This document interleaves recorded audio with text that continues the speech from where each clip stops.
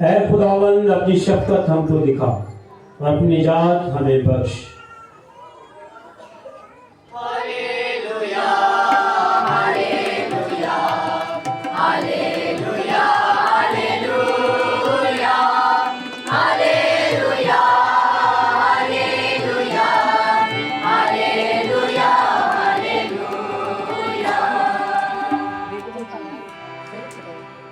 آمد کی پہلی موم بتی روشن کریں گے۔ ہیکبرن جیکب کے خاندان سے درخواست ہے کہ آمد کی پہلی موم بتی جو ابھی ہوم کی علامت ہے روشن کریں۔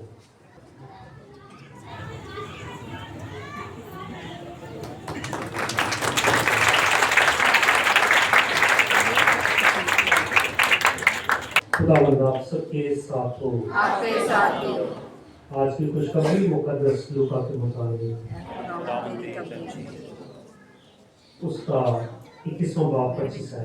اس وقت یسوع نے اپنے شاگردوں سے کہا، سورج اور چاند تاریک، سورج اور چاند اور ستارے میں روشنی ظاہر ہوگی اور زمین پر قوموں کو اذیت پہنچے گی۔ خداوند کیونکہ وہ سمندر اور اس کی لہروں کے شور سے گھبرا جائیں گے اور ڈر کے مارے اس انتظار میں کہ زمین پر کیا واقع ہوگا، آدمی کی جان میں جان نہ رہے گی، اس لیے کہ آسمان کی کوکھیں ہلائی جائیں گی اور تب ابن انسان بادلوں میں بڑی قدرت اور جلال کے ساتھ آتا دیکھیں گے۔ جب یہ دیکھنے لگے تو اٹھا کر سر بلند کرو، اس لیے کہ تمہاری مخلصی قریب ہے۔ بس اپنے آپ کو سنبھالو، ایسا نہ ہو کہ تمہارے دل عیاشی، نشے بازی اور اس زندگی کی فکروں سے سست ہوں۔ وہ دن تم پر پھندے کی طرح ناگہاں آ پڑے، کیونکہ وہ روز زمین کے تمام باشندوں پر آ پڑے گا۔ اس بات پہ جاگتے رہو، ہر وقت دعا کرتے رہو، تاکہ تم ان سب چیزوں سے جو ہونے والی ہیں بچ جانے کے اور ابن انسان کے سامنے کھڑے ہونے کے لائق ٹھہرو۔ انجیل مقدس کے پڑھے اور سنے جانے پر خدا ان کی برکت ہو۔ تشریف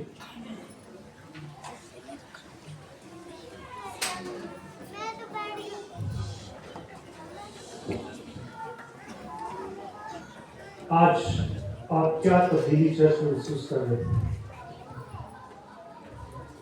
کیا تبدیلی محسوس کر رہے ہیں؟ ماسٹر کھڑا ہے، یہ تبدیلی کیا ایک ہے، یہ تبدیلی جہاں اسی کا چلنا لگا بادل کا اور کچھ جیت پڑا ہے۔ آمد کی پہلی موم بتی ہیکبرن جیکب کے خاندان نے روشن کی ہے۔ یہ تبدیلی الطار کے کپڑوں کی تبدیلی، بہت سی تبدیلیاں نظر آ رہی ہیں۔ ہماری زندگی بھی تبدیلی کی طرف جا رہی ہے کہ نہیں؟ ہماری زندگی بھی تبدیلی کی طرف جا رہی ہے یا نہیں؟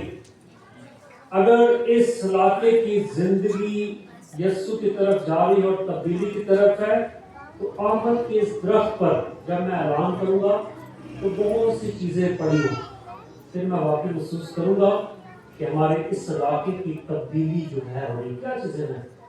کہوں گا ضرورت مندوں کے لیے کچھ بھی آپ اس درخت کے پاس آ کر رکھ سکتے ہیں۔ بہت سی تیاریاں پانی کریں گے آج سے، کہاں گھومنے جانا ہے، کون سے کپڑے پہننے، وائٹ واش کون سا کرنا ہے، چلی لائٹس لے کے آنی ہے، بہت سی باتیں ہوں گی۔ اور اسی کے ساتھ ہمارے دل کی تبدیلی کی بھی ضرورت ہے۔ جب خداوند، آپ کو پتہ ہے ہم جو چرنی بناتے ہیں وہاں پر یسوع آتا ہے، یہ ہمارا ایمان ہے۔ ایمان ہے کہ نہیں؟ ایمان ہے۔ تو وہ تو صحیح بات ہے کہ یسوع چرنی کے اندر آتا ہے۔ آپ کو پتہ ہے اس کے اصل آنے کا مقام کیا ہے؟ اصل آنے کا کیا مقام ہے؟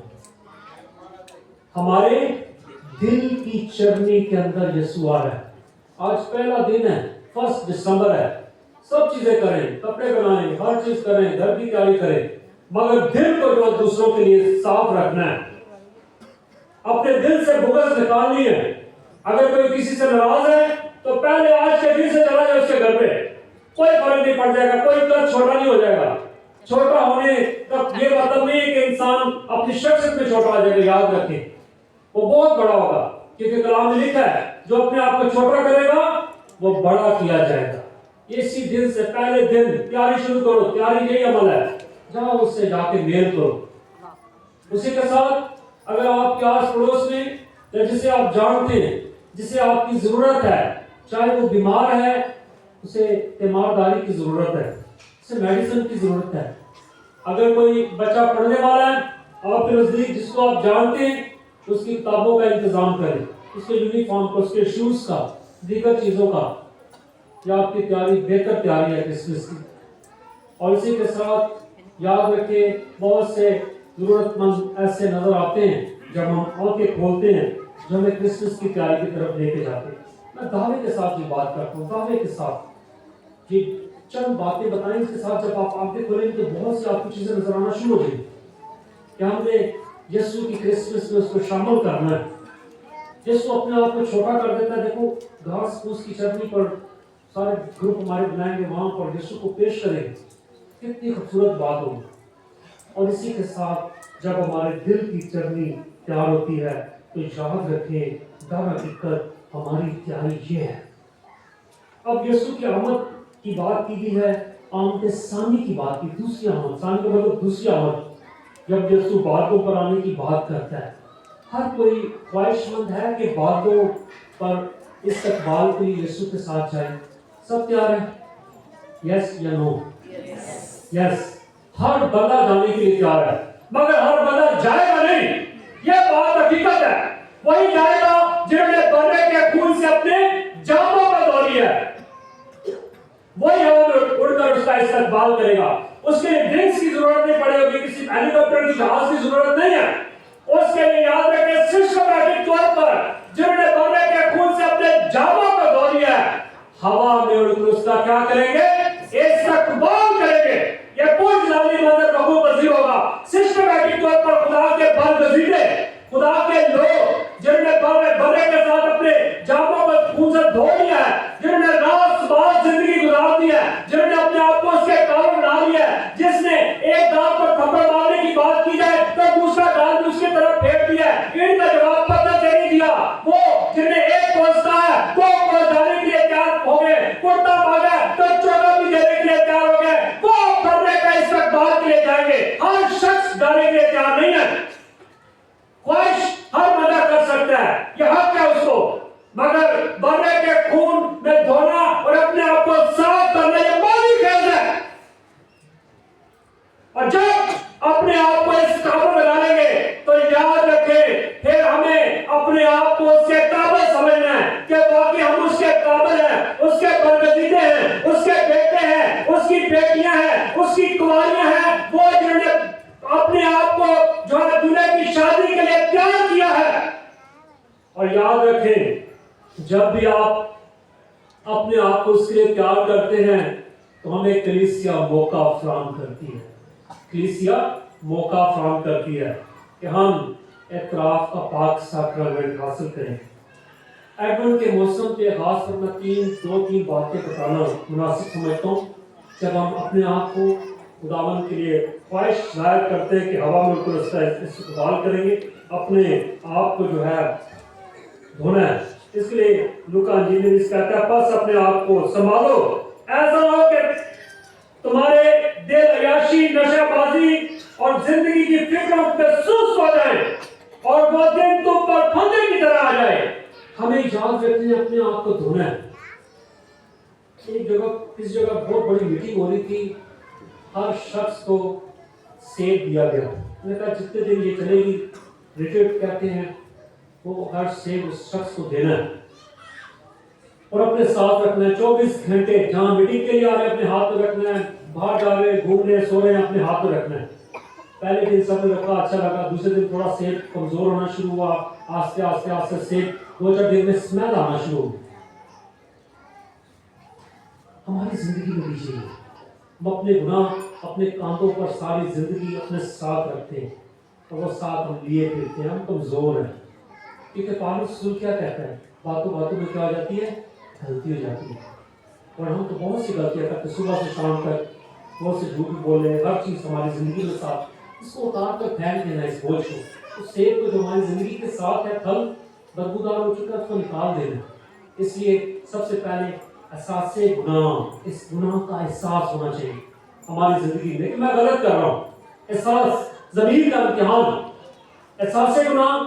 اور اس کے بعد اقرار گناہ، جب کاہن کے پاس آ کر آپ اقرار کر رہے ہیں، تمام چھوٹی بڑی غلطیوں کو آپ پیش کر رہے ہیں، اور اس کے بعد ترک گناہ، تین چیزیں حساب سے گناہ، اقرار گناہ اور ترک گناہ، یہ تین چیزیں یاد رکھیں اور پھر ترک کر دینا اس گناہ کو، پھر ہم اپنے آپ کو دلہا کے قابل سمجھیں گے۔ اور آج کے دن کلیسیا ہمیں بارہا اس بات کی آگاہی دیتی ہے کہ ہم اپنے آپ کو اس کے قابل بنانا ہے، کیونکہ وہ ہمیں اپنے پاس رکھنا چاہتا ہے۔ یوحنا کی انجیل جا کے پڑھنی ہے، 4-5 آیت میں لکھا ہے، یسوع کہتا ہے کہ جہاں میں ہوں تم بھی ہو۔ یسوع کیا کہتا ہے؟ جہاں میں ہوں تم بھی ہو۔ اور اسی کے ساتھ پہلے تھسالونیکیوں کے خط میں بھی فرماتا ہے، کہتا ہے پالوس رسول کہ جہاں خدا ہے ہم سب بھی وہاں ہوں، اس قدوسیت میں، اس پاکیزگی میں، اس فضل میں، اس ابر میں، اس مسا میں خدا ہم سب کو رکھنا چاہتا ہے۔ یہ نہیں کہ امیر آ جائے یا غریب آ جائے یا چھوٹے آ جائے یا بڑے آ جائے، نہیں، ہم سب کو وہاں پر رکھنا چاہتا ہے۔ اس لیے یوحنا کی انجیل اس کے 4 باب میں یسوع یہ کہتا ہے کہ جہاں میں ہوں تم سب بھی وہاں پر ہو، کیونکہ وہ ہمیں اس دنیا کی گہما گہمی میں چھوڑنا نہیں چاہتا، کیونکہ یہ وقت، یہ دنیا مسافر خانہ ہے۔ آج دور حاضر میں تو انسان کا پتہ ہی کچھ نہیں، کس وقت ہماری سانسیں ہم سے لے لی جائیں، کس وقت ہم اس دنیا سے رخصت ہو جائیں۔ اس لیے ہمیں اپنی زندگی پر سوچ و بچار کرنا ہے کہ کلیسیا ہمیں کیوں یہ رنگ کیوں لگا دیا، کلیسیا نے ایسا نہیں لگا دیا۔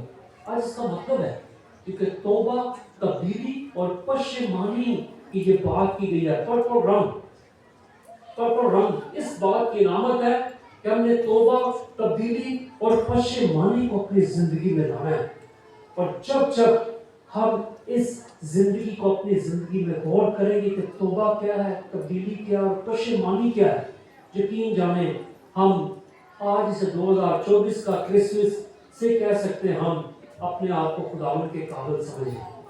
جس دن ہم نے سوچ لیا زندگی گزارتے رہیں، کلام کو پڑھتے رہیں، تمام چیزیں کرتے رہیں، مگر جب تک ہمارے اپنے آپ کی تبدیلی نہیں ہے تو یقین جانیں ہم کبھی بھی اپنے آپ کو خداوند کے قابل نہ سمجھیں۔ اس وقت یسوع نے اپنے شاگردوں سے کہا، سورج اور چاند اور ستاروں میں روشنی ظاہر ہوگی اور زمین پر قوموں کو اذیت پہنچے گی، کیونکہ وہ سمندر اور اس کی لہروں کے شور سے گھبرا جائیں گے اور ڈر کے مارے اور اس انتظار میں کہ زمین پر کیا واقع ہوگا، آدمیوں کی جان میں جان نہ رہے گی۔ آپ دیکھیں بہت سی بیماریاں آتی جا رہی ہیں، کرونا آیا پوری دنیا کو بند کر دیا۔ ابھی بھی ایک وائرس چل رہا ہے، کیا وائرس آپ کو پتہ ہے؟ جی، گنیا وائرس چل رہا ہے، اور جس کو ہو جاتا ہے نا سمجھ لو وہ تو گیا بس، اس درد اور بس سال جس کو ہوا ہے نا وہ ان کے میں دیکھ سکتا ہوں کہ بہت مشکل ہے۔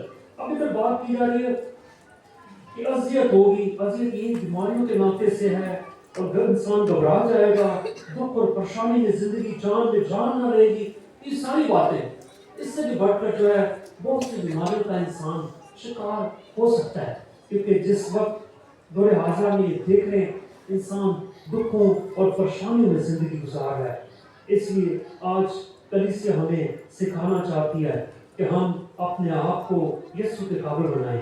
پہلا تسالونیکیوں کے 3 باب کی 12 میں لکھا ہے کہ آیات کو پڑھتے ہیں، اے بھائیوں خداوند ایسا کرے کہ جس طرح ہم تم میں سے محبت اور اس طرح تمہاری محبت بھی آپس میں ہے سب آدمیوں کے ساتھ زیادہ ہو جائے اور بڑھے، تاکہ جب ہمارا خداوند یسوع اپنے تمام مقدسوں کے ساتھ آئے تو تمہارے دل ہمارے باپ کے حضور پاکیزگی میں بے الزام اور مضبوط ہو، کوئی بھی الزام نہ ہو، کوئی بھی گناہ نہ ہو۔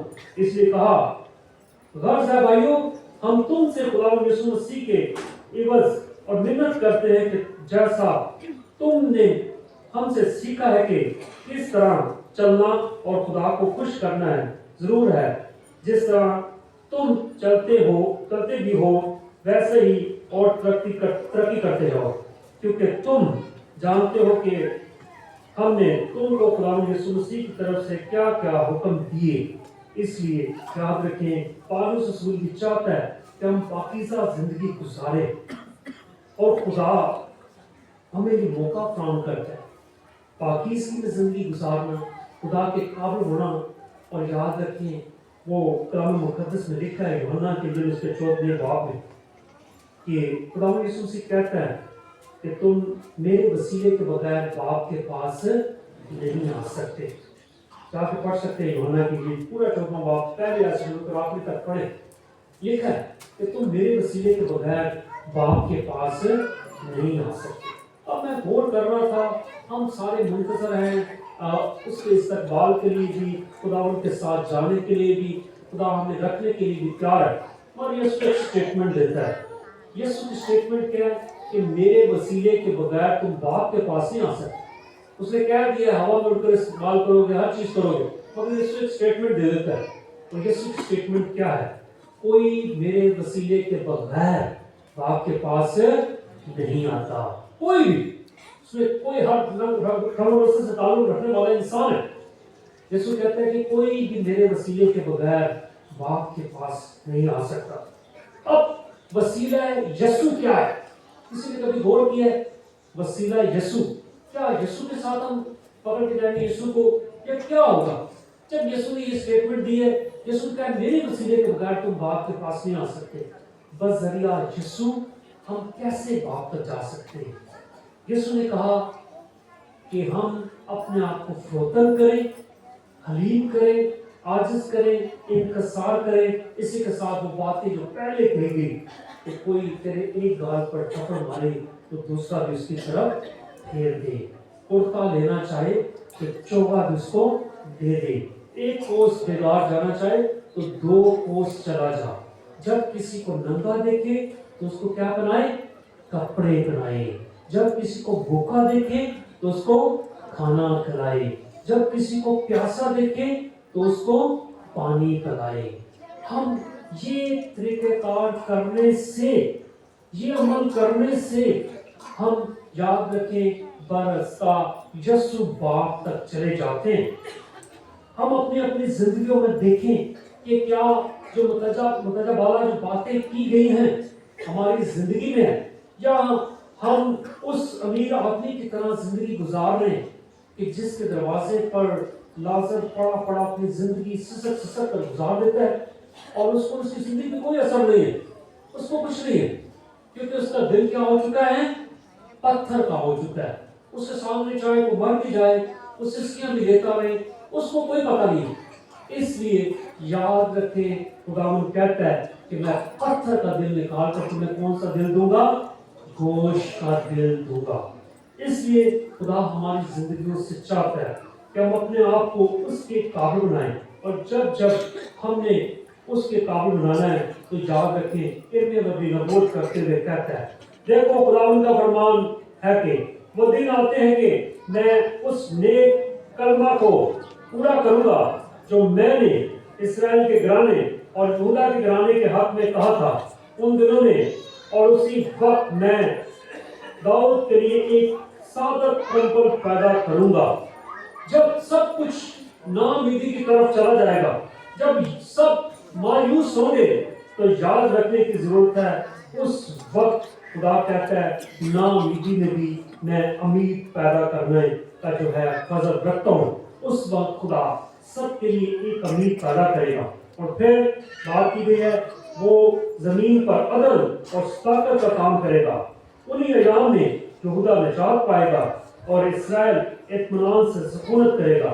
اس شہر کا نام یہ ہوگا خداوند ہماری صداقت ہے۔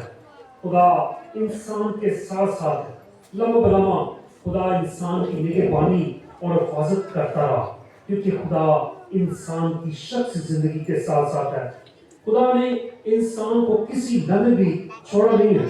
انسان اپنے کردار، اعمال اور زندگی سے اپنے خدا سے دور چلا جاتا ہے۔ خدا کسی کو اپنی زندگی سے جدا نہیں کرتا۔ انسان اپنے گناہ اور غلطی خطا جب کرتا ہے تو اپنے خالق سے دور چلا جاتا ہے، مگر خدا واپس آنے کا فضل ہماری زندگی میں رکھتا ہے۔ ان ایام میں مثبت بیٹے کی کہانی ہماری زندگیوں کی آئینہ دار ہے۔ ایسا بیٹا جس نے باپ کو جیتے جی مارا، جس نے اپنی جائیداد کا آدھا حصہ مانگا तो बाप ने इनकार नहीं किया क्योंकि उसका हक है सब कुछ। खुदावंद कहता है कि जो मेरा है तुम्हारा है, बाप इस तरह कहता है कि जो मेरा है तुम्हारा है। वो बाप को जीते जी मारता, और बाप क्योंकि तकसीम, जायदाद की तकसीम वालिद की मरने के बाद होती है, मगर मुस्लिम बेटे ने क्या किया, अपने बाप को जीते जी मारा। तो क्या हुआ, जायदाद का आधा हिस्सा लेकर चला जाता, दूर दराज चला जाता है, और सारा माल ऐशो इशरत में गुजारता है। और जब उसके पास सारा पैसा खत्म होता है, तो याद रखें, जब तक तो उसके पास पैसा था, उसके बहुत से दोस्त थे, और दोस्त बढ़ते जा रहे थे, मगर जैसे ही पैसा खत्म हुआ तो क्या हुआ आपको पता है, सारे दोस्त भाग गए, और आखिरकार क्या हुआ, वो भूखा मरने लगा। फिर वो एक अमीर आदमी के वहां चला गया।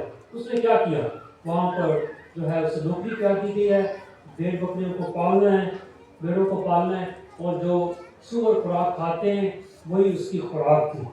पस्ती की इंतहा। जब हम अपने बाप से दूर चले जाते हैं तो याद रखें हम नीचे होते जाते हैं। वो बेटा जो ऐश-ओ-इशरत की जिंदगी बसर करता था, बहुत पैसा था, माल मता था, मगर जैसे उसने अपने बाप से जुदाई किया ना, याद रखें वो नीचे की तरफ गया है। ये ज़मीनी जिंदगी में गया है। याद रखें, जब तक बाप आपका भी साथ है तो याद रखें आप भी बादशाह है। जब आपके बाप आपसे जुदा होता है, आप अलग होते हैं, सेपरेट होते हैं, फिर पता चलता है कि हम जिंदगी किस तरह गुजार रहे हैं। और इसी तरह उस मुस्लिम बेटे की जिंदगी में भी हुआ, और आखिरकार भूखा बनने लगा। फिर उसने सोचा उस वक्त लंबी तकरीर कि मैं बाप के पास जाऊंगा और उससे कहूंगा कि मैंने तेरी और आसमान और खुदा की नजर में जो है गुनाह किया है। और याद रखे, और जब वो सफर अख्तियार करता है तो बाप हर रोज अपनी चौखट पर खड़े होकर अपने उस मुसरफ बेटे जो उसे छोड़कर चला गया उसका इंतजार करता है। और आखिरकार क्या होता है, जब मुसरफ बेटा वापस आता है तो क्या होता है, बाप उसे गले लगाता है। गले लगाने के बाद उसकी हालत इस कदर अबतर हो चुकी है तो वो पेशाना भी नहीं जा रहा, मगर बाप अपने बेटे से मोहब्बत करता है, दौड़कर उसे गले लगाता है। वो तकरीर शुरू करने लगता है कि मैंने तेरी और आसमान की निगाह में, खुदा की निगाह में गलती और खता की है। उसकी कोई बात नहीं सुनता और उसे गले लगाता है। और 3-4 चीजें अमल में आती हैं। सबसे पहले कहा जाता है, इसको याद रखें, उसको जूती पहनाई जाए, क्योंकि वो वहां पर गुलाम हो गया था। गुलामों के लिए ये था कि वो जो है कोई पहनते नहीं थे, जूती नहीं पहनते, इसलिए उसको जूती पहनाने की बात की गई। फिर उसके बाद पोशाक, नई इंसानियत, और फिर उसको अंगूठी पहनाने की बात की गई। याद रखें, अंगूठी पहनाई इस बात की उसी अख्तियार पर खुदा ने उसको बहाल किया। और जब हम भी अपनी जिंदगी का आगाज करते हैं, अपनी जिंदगी को तब्दील करना चाहते हैं, बाप के पास आना चाहते हैं, तो बाप भी हमारी जिंदगी से कोई सवाल नहीं करता। हमें भी अपनी जिंदगी पर सोचो विचार करना है। इन अय्याम में तौबा, तब्दीली और पश्चिमानी के अय्याम है। हमें अपने आप को खुदावंद के काबिल बनाना है। आए खुदा से खास मदद चाहें ताकि ऐसी बरकत हम इन अय्याम में हासिल करें। मसीह हमारे खुदावंद के वसीले से आमीन।